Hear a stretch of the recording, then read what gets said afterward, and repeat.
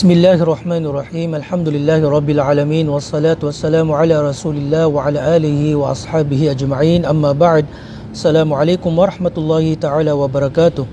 Mga minamahal at ginagalang kong mga kapatid sa relihiyong Islam, bilang pagpapatuloy po ng ating pagtatalakay sa aklat ni Sheikh Shalih Al-Fawzan na Al-Mulakhas Al-Fiqhi, na kung saan ito ating tinatalakay at pinapaliwanag sa ating weekly lecture o online study sa ating subject na fiqh. Dalangin natin kay Allah subhanahu wa ta'ala na naway maging kapakipakinabang ito at dalangin din natin, hilingin natin kay Allah subhanahu wa ta'ala na dagdagan pa niya nawa ang ating mga kaalaman at lagyan niya ng baraka ang ating mga natututunan upang sa ganon ay ating maisabuhay ang mga kaalaman na ito para alang-alang kay Allah subhanahu wa ta'ala. So bilang ikalawang episode ng weekly lecture na ito sa subject na fiqh, kung inyong maalala sa first episode po mga kapatid, ay ating tinalakay, inumpisahan sa page 7, na kung saan tinalakay dito ng ating Sheikh ang fadlu tafaqquh fid din, ang kainaman, kahigtan, gatimpala ng pagsasaliksik ng kaalaman, bilang paghikayat sa atin ni Sheikh na magsaliksik, magpatuloy, mag-aral sa pagsasaliksik ng kaalaman. Ayun na nga, pinahayag niya sa page 7 hanggang page 10, ang kainaman, kahigtan, gantimpala ng pagsasaliksik ng kaalaman, at ito nga obligado sa bawat isa. Ganon din naman na ating tinalakay, pinaliwanag ang kahulugan ng fiqh bilang panimula ng subject na ito, ay kailangan natin maunawaan muna ang literal ng kahulugan ng fiqh at kung ano yung tinutukoy ng fiqh sa filistilah, yung pahulugan na ibinigay ng mga ulama sa fiqh o pangrelihiyong kahulugan. Ang kabuuan nun ay ang subject tinatalakay natin sa fiqh ay af'alul mukallafin, yung mga ginagawa, pisikal na ginagawa ng mga mukallaf. Ang tinatawag na mukallaf ay yung taong may katungkulan na siya, taong nasa tamang edad, na inubliga na sa kanya ni Allah subhanahu wa ta'ala ang pagsasagawa ng pagsamba at dapat na niyang iwasan ang mga ipinagbawal ni Allah subhanahu wa ta'ala. Ito yung tinatawag na mukallaf na meron na siyang katungkulan. So ang tinatalakay sa fiqh, ang subject dito ay ang ating mga gawain mga kapatid. Hinahatulan ng Islam, binibigyan na ng panuntunan o kaya mga kondisyon, alituntunin, ito o kaya mga batas. Ito ay wajib, haram, makruh, sunna o di kaya mubah o di kaya mga kondisyon ng gawain o kaya mga panuntunan, mga batas, iba pang mga tinatalakay sa fiqh. Mag-aasawa siya, magsasala siya o di kaya mag-ablusyon siya, mayroong batas, panuntunan na kailangan niyang sundin. Mag-aayuno siya, may mga nakakasira, may mga panuntunan. Mag-ahad siya, ganun din naman, mayroon siyang dapat gawin na mga panuntunan, alituntunin, at mayroon siyang kailangang iwasan. At mangangalakal siya, no? Mag-asawa siya, mga divorce, lahat ng gawain ng tao ay hinahatulan o pinag-aaralan sa tinatawag na subject na fiqh. Ang akida naman, gaya ng ating nabanggit sa first at second episode ng akida, ay ang tinatalakay sa akida is more on beliefs. Ang mga lahat ng ano pa mang pinaniniwalaan ng isang tao ay tinatalakay sa tinatawag na akida. Ngayon, sa page, tutungo na naman tayo sa page 30 ng aklat ni Sheikh Shalih Al-Fawzan. At yun na nga, umpisahan niyang talakayin ang tinatawag na Ahkamut Tahara wal Miyah. Babun fi Ahkamit Tahara wal Miyah. Ibig sabihin, ang pintuan o di kaya kabanata hinggil sa mga ahkam, mga batas, panuntunan, alituntunin ng pagtatahara, pagdadalisay, paglilinis, pag-ablusyon, pagligo, wal Miyah, at ano yung ang mga uri ng tubig na mga uri ng tubig na gagamitin sa tinatawag na pagtatahara. So ito yung inumpisahan ng ating Sheikh sa aklat na ito. Bago yon, sa page 13, pinaalalahanan tayo ni Sheikh hinggil sa kahalagahan, katayuan o kahalagahan ng salah. Sabi ng ating Sheikh, tandaan natin, inna salata hiya ruknu thani min arkanil Islam ba'da shahadatain, na tunay na ang pagsasala ang ikalawang haligi ng Islam pagkaraan ng shahadatain. Wa hiya al-fariqatu bainal muslim wal kafir. Ito ang kahibahan, no, kaibahan ng pagiging ng Muslim at ng isang kafir. Ibig sabihin, itong tunay na sukatan ng pagiging Muslim ng isang tao, itong sala na ito. Wa hiya amudul Islam, ito yung kabilang sa haligi ng Islam. Wa awwalu ma yuhasabu anhu al-'abdu yawm al-qiyamah. Ito daw ang unang-unang titimbangin, susuriin, bibilangin, titimbangin sa mga gawain ng isang tao sa kabilang buhay, na kapag nakita o kaya nasa kanyang mga gawain ang pagsasala, ayon sa hadith na nabanggit, ay magtatagumpay ang taong ito. Kung hindi naman, kung wala sa kanyang mga pagsamba ang pagsasala, waliyadu billah, ay ganun din naman, hindi siya magtatagumpay, waliyadu billah. So ito yung ilan sa mga mukaddima panimula ng ating Sheikh sa page 13. Ngayon, sabi ng ating Sheikh, bakit nga ba inuuna nagsisimula ang mga ulama sa pagtatalakay sa tinatawag na at-tahara? Bakit? Dahil nga ang sala ay kalawang haligi ng Islam, no? At ang ang mga pagsamba ay may mga kondisyon ito. Ang sala, ang pinaka-kondisyon, pinaka-kondisyon na kailangan isagawa ng isang tao bago siya magsasala ay ang tinatawag na wudu, no? Pag-ablution. Kaya nga sinabi ng mahal na propeta sallallahu miftahul jannah as-sala wa miftahus salat tahur. Ang susi ng paraiso ay ang sa pagsasala, at ang susi ng pagsasala ay ang pag-ablution o pagtutuhur, no? Pag-ablution o di kaya pagliligo kung siya ay nasa hadath akbar. Sabi din ng sa ibang hadith, la yaqbalullahu salata ahadikum idza ahdatha hatta yatawadda. Hindi tatanggapin ni Allah Subhanahu wa ta'ala ang sala ng isa sa inyo kapag siya ay walang wudu, nasa hadath asgar, hanggat hindi siya makapag-ablution, makapag-wudu, sabi ng ating mahal na propeta sallallahu alaihi wasallam. Kaya sabi niya, kung ang tahara, no, ay susi ng sala at pinakakondisyon ng sala, ay nararapat na babagay na uunahin natin sa pagtatalakay. At lahat ng mga kitab, aklat sa fiqh, ay inuuna nila ang tahara o ahkamut tahara, mga kapatid. So ito din ang inuna ng ating sheikh sa kanyang aklat. Ngayon, ang ating tatalakayin sa bab na ito, kabanata na ito, ay dalawa: ang kahulugan ng tahara at ang mga uri ng tubig.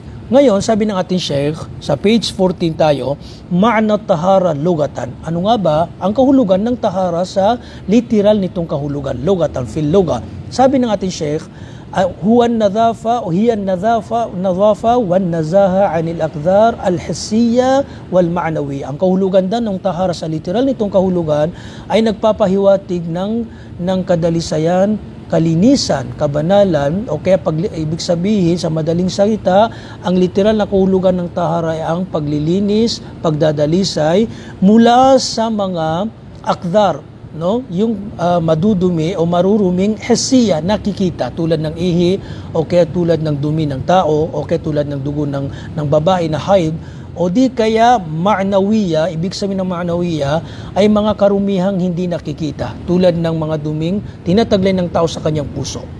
Sa madaling salita, ang Islam ay inuutusan tayong maging malinis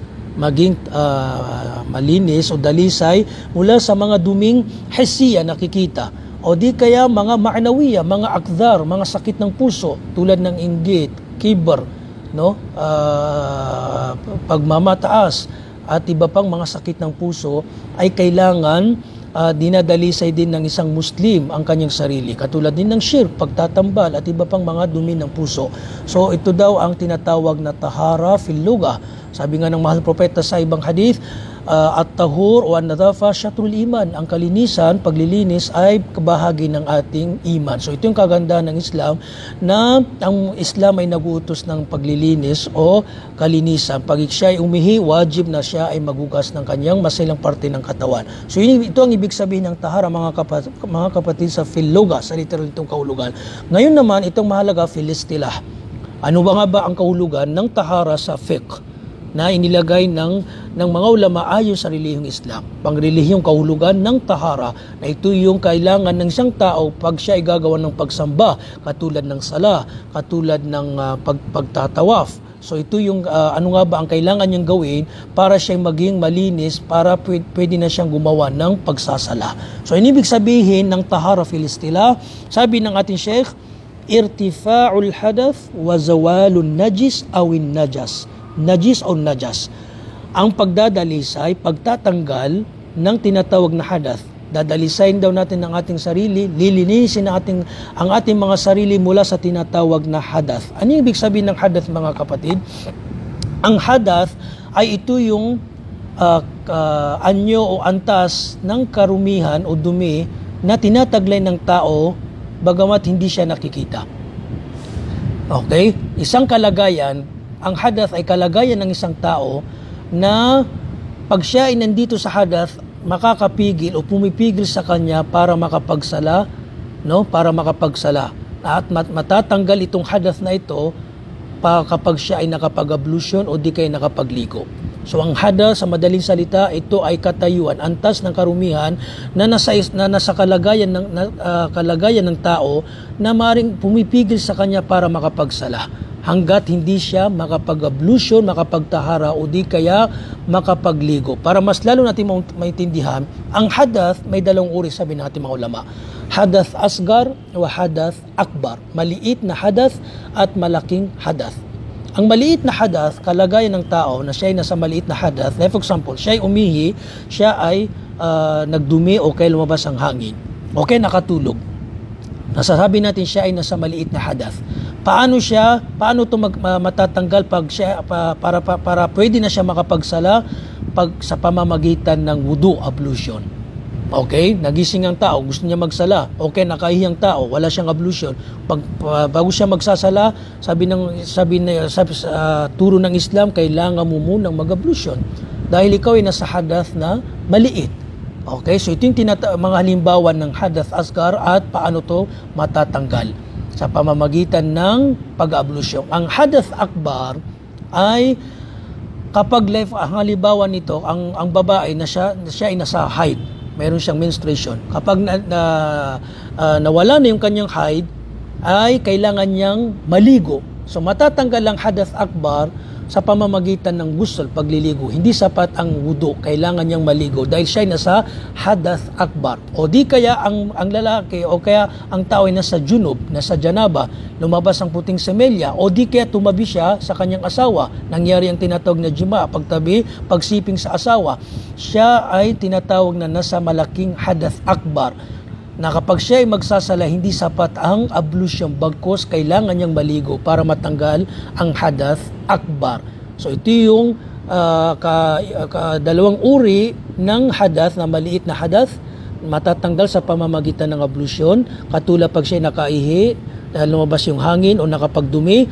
Ang hadath akbar, katulad pag siya nasa junub o tumabi o nakipagsiping sa kanyang asawa, o di kaya yung dugong haid, dugong nifas, pagkaraan niya mga anak may dugo, kapag nawala yung dugo na ito, na dugong haid o dugong nifas, ay hindi sapat ang ablution, bagkus kailangan niyang maligo para pwede na siyang makapagsala. So kailangan daw natin, ang tahara, kailangan natin matanggal itong hadath na ito. Itong pinaliwanag natin, malinis natin ang makapag-ablution tayo, kaya makapagligo tayo bago tayo makapagsala para matanggal itong tinatawag na hadath.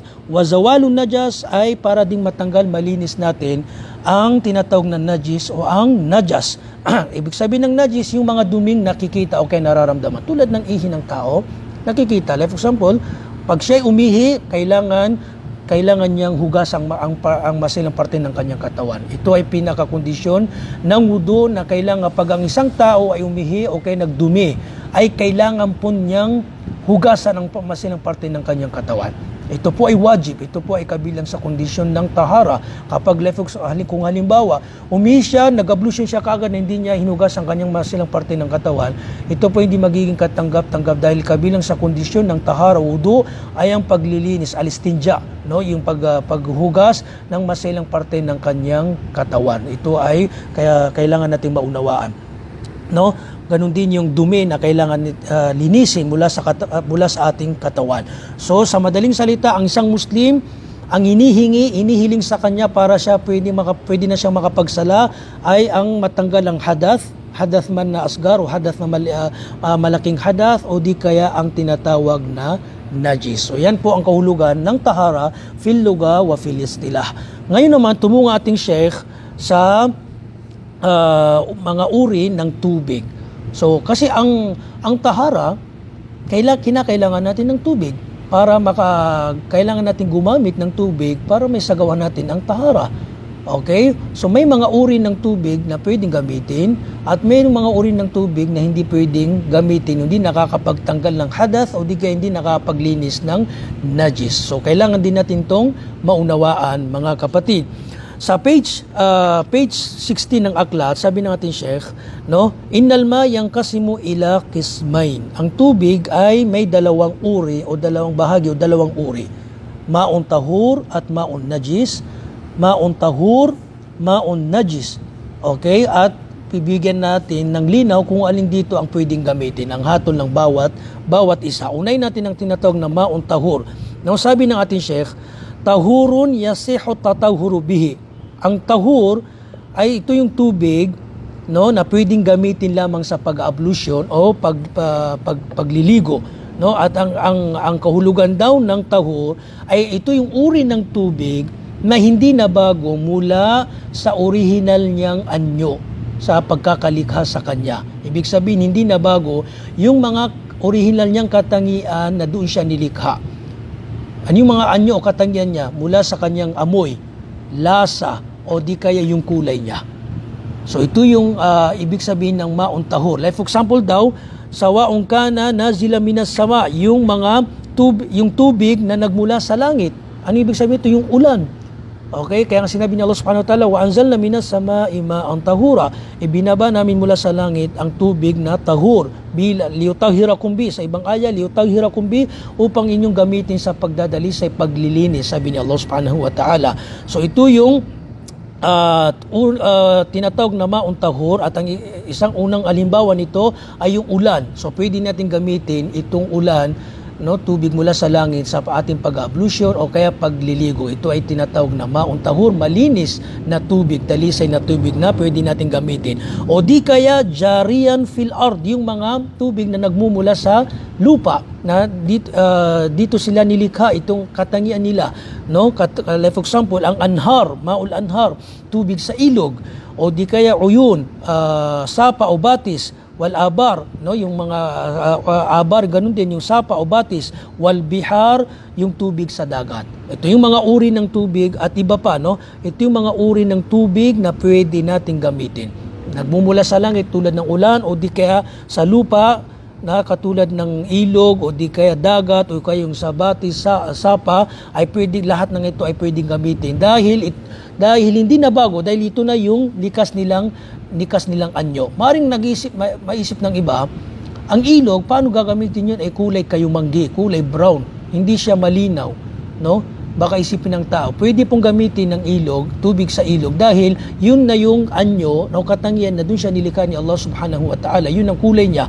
So pwede siyang gamitin. Hindi siya marumi. Pwedeng gamitin po ang ilog o kaya ang tubig sa dagat na bilang pag-ablusyon, no? Bilang paglilinaw lamang to. Hindi, huwag maisip ng iba na ang ilog, paano siya gagamitin? Kulay kayumanggi siya, kulay brown, no? Ang ma'un tahur po ay sabi natin, yung uri ng tubig na hindi nabago mula sa kanyang katangian, mula sa original niyang anyo o katangian, sa kanyang kulay, kasi yun na yung kulay ng ilog, na kulay kayumanggi. So ito yung tinatawag na ma'un tahur na pwedeng gamitin sa pag-ablution o pagliligo. Pangalawang uri ng tubig, at ito yung hindi pwedeng gamitin, ay ang tinatawag na ma'un najis, tubig na naging madumi dahil siya ay nahaluan ng najasa, najis, ng ihi o kaya dumi ng tao o kaya dumi ng mga hayop na hindi nakakain, okay, o kaya dumi ng haid. So, sabi ng ating Sheikh, najisun la yajuzu isti'maluhu. Tubig na naging najis o najis na hindi siya pwedeng gamitin, fala yarfa'ul hadath, at hindi rin siya makakapagtanggal ng hadath, hindi siya pwedeng gamitin sa pagtanggal ng hadath, wala yuzilun najasa, at hindi rin makakapagtanggal ng dumi, at ito yung nabago yung ausaf, yung mga katangian niya sa pamamagitan ng dumi na najis. Like for example, para mas malinaw, balde natin sa CR na patakan ng ihi. Okay? O di kaya ng dumi o kaya height. So naging maun najis na siya, nawala na siya, hindi na siya matatawag na maun tahur, at the same time hindi na siya pwedeng gamitin sa pag-ablution. Although mga kapatid, kasi bilang karagdagan to, ito mayroon kasi tinatalakay ang ating mga scholar. Sabi nila kapag ang tubig napakalaki, no, yung kullatayn, ang kullatayn daw kasi nalabanggit sa hadith 300 liters, napakalaki. Okay? Tulad for example, ang anhar, ang tubig sa ilog, dagat, kahit maihiyan siya, naapektuhan ba? Nakakaapekto ba yung ihi? Hindi maalis yung pagiging tahur ng dagat o ng ilog kasi sa laki ng dagat, sa laki ng ilog, kahit maihiyan pa siya, hindi magiging najis to kasi napakalaki. Okay? Ngayon, ang problema dito, ang masala khilafiyya dito, yung maliit na tubig, hindi daw umabot sa 300 liters, katulad ng balde na maliit o balde, kapag daw siya napatakan ng tubig, no, napatakan ng najis, ng ihi, dito nagkaibang ating mga scholar. Sa kabuuan nito mga kapatid, at bilang sa akin yung tinatawag na ihtiyat para makasigurado, kapag napatakan ng ihi o kaya ng dumi o ng dugo ng haid ang isang balde at medyo nabago o kaya sabihin natin hindi nabago yung kulay niya, mas mainam sa akin iwasan ito dahil nga napatakan ng najis para khuruja minal khilaf. Although may mga ulama na pwedeng daw gamitin kapag hindi nabago, kahit napatakan ng ihi pero hindi naman nabago yung lasa niya, yung amoy niya, yung kulay niya, sabi nila pwede daw gamitin kahit hindi umabot sa 300 liters. Pero sabi ng ilang scholar, bilang ihtiyat ay mas mainam huwag gamitin. Humanap ng ibang tubig para tayo ay makasigurado. So ito yung tinatawag na maun najis, na kapag ang tubig ay naging maun najis na nahaluan ng ihi o ng duminta o kaya dumi ng regla, ay hindi na siya pwedeng gamitin dahil nga maring nabago na, nakaapekto sa kanya, nawala na siya sa pagiging tahur niya. So ito yung dalawang uri ng tubig na ang pwedeng gamitin lamang ay ang maun tahur, tulad ng ulan, tulad ng ilog, ng dagat o ng tubig sa batis o kaya sa sapa. Ang ikalawa ay maun najis, ito yung nahaluan ng najis at ito hindi pwedeng gamitin. Although may pangatlong uri po ng tubig na tinatalakay ang ating mga scholar. For example daw, ang tubig na tahur. Kapag nahaluan ng sabon o ng shampoo at nabago yung kulay niya, yung lasa niya, yung amoy niya, yung kulay niya, so hindi na siya pwedeng gamitin. Nawala na siya sa tinatawag na tahur. Like for example, ikaw ay naliligo. Okay? Yung balde mo, pumapatag doon, nalalagay doon yung mula sa katawan mo. So talagang natural na babago yung kulay niya. Makikita natin. So hindi pwedeng gamitin po yung sa pag-ablution dahil nabago niya kahit pa nahaluan siya ng bagay na hindi naman marumi kasi ang sabon, shampoo, hindi siya marumi. Tahir siya, malinis siya pero nabago niya yung kulay ng tubig, yung maun tahur. So hindi siya pwedeng gamitin. Okay po ba? Para mas maunawa natin to. So ito ang tubig kapag nahaluan siya ng kahit malinis na bagay tulad ng sabon, tulad ng shampoo, ay pag nabago niya yung kulay niya, naging kulay puti siya, kulay sabon, ay hindi na siya pwedeng gamitin dahil nawala na siya sa pagiging tahur niya. Okay? Like for example, ang tea, kapag yung tea nilagay mo yung tubig, yung tubig, nilagay mo yung tea, naging kulay tea na siya, nawala na siya sa pagiging tahur. So hindi na siya pwedeng gamitin sa pag-ablution o di kaya pagliligo. Okay? So kailangan natin itong bigyan din na kapag tayo naliligo, kapag yung balde natin, kapag nahaluan ng sabon o kaya ng shampoo na bago yung kulay, hindi na po siya pwedeng gamitin. Okay, so kailangan nating bigyan din ito para mas makatanggap-tanggap ang ating pag-ablution o pagtatahara. So hanggang dito na lamang mga kapatid ang tinalakay ng ating Sheikh mula sa page 30 ng aklat hanggang sa page 16 at insyaAllah ta'ala sa next episode ipagpatuloy natin ang pagtatalakay sa aklat ng ating Sheikh. Naway napulutan natin ng aral ang nakakuha tayo ng kaalaman hinggil sa ahkam ng tahara at ahkam ng miyah sa pag-ablution bago tayo magsasala. Hanggang sa muli, jazakumullahu khairan wa baraka fikum. Wassalamu alaikum warahmatullahi